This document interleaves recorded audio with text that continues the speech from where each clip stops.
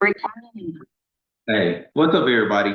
Welcome to the Phenomenal Student Podcast. So, a few weeks ago, and I meant to record this almost a couple weeks at that time, but I wrote an article called A Guide to Small Group Intervention or a Guide to Reading Intervention. So, that word intervention is very key. So, I'm going to just kind of jump into it. A lot of people focus on small group instruction, especially with balanced literacy. That's one of the things they focus on. So, but now we're shifting toward structured literacy and science of reading and all that good stuff. So I feel the focus should be more on interventions instead of a small group thing. So because small group is a 0.49 effect size, intervention is 0. Or RTI is a 0.73 effect size. So it yields much higher outcome. So the question becomes, what does that look like? So I have 4 things you could do to make sure you have sound, small group, or interventions. All right, the first thing you need to do is gather data. Now, every state has their own metrics. I love map growth for comprehension and vocabulary, components like that.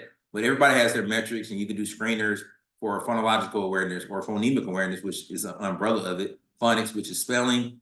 And then, of course, like I said, vocabulary and fluency. Fluency, a lot of, we got dibbles. You can do on like a screener. You don't necessarily have to have something that's built within your school thing to test for it. You should test for it yourself. So one other little tip to those test taking, when kids are fluent, they tend to do well academically as far as on their tests and things like that if they're very fluent. So the first thing you do is gather that data. Now it sounds, everybody says, oh yeah, you do got to get data, but yeah, you gather that data. The second thing, identify their foundational weakness. You have to start at the lowest common denominator. So if it's even at the phonemic awareness level, that's where you start. Because you can't do the big stuff and you can't do the little stuff. Then you go to phonological awareness. Then you go to phonics. Those kind of phonics is a little harder to teach spelling straight up as an intervention itself. There's certain things you can do, but that almost has to be embedded with everything else.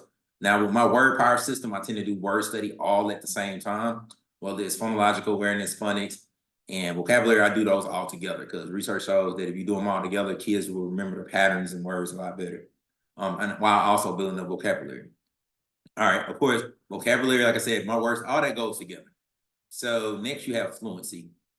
That's the next thing. If there's sound in those other components, then fluency is the next thing that you work on. And if kids are, and you'll be amazed, there's some kids that sometimes are strong in all the other components, but they might be disfluent. So you can attack that fluency. So that could be their next foundational weakness. Now, if they're strong in all of those, which there are kids that are hyperlexic, there are words like that, that's when you work on just comprehension. So it enables you, if you go by that metric of identifying the foundational weakness, you know where to attack first instead of just, reading a book. I hate to put it that way. All right.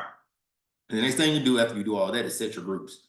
Now, in a second grade classroom, they can be all over the place. But in another classroom, kids tend to kind of follow a certain pattern. You might have a group that's foundationally weak. You have a group that's the next thing they're good. It might be it's all over the place. Sometimes the middle groups is like one could be weak in vocabulary, one could be fluency, one could be comprehension. You might have some foundational like decoding big words. You can see that.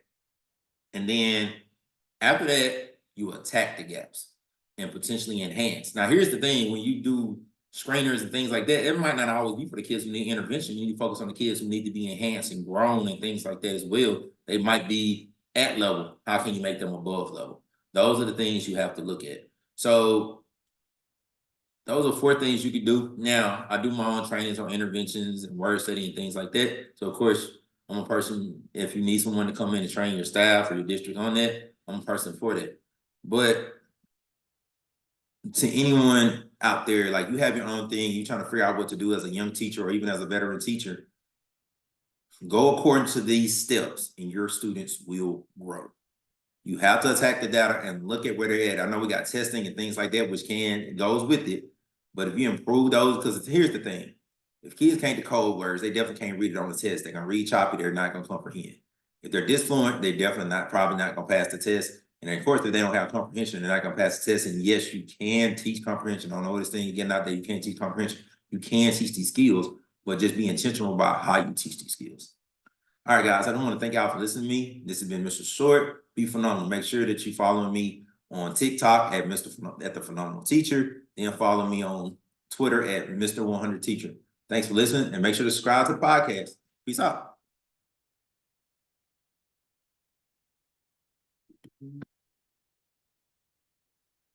Uh-oh.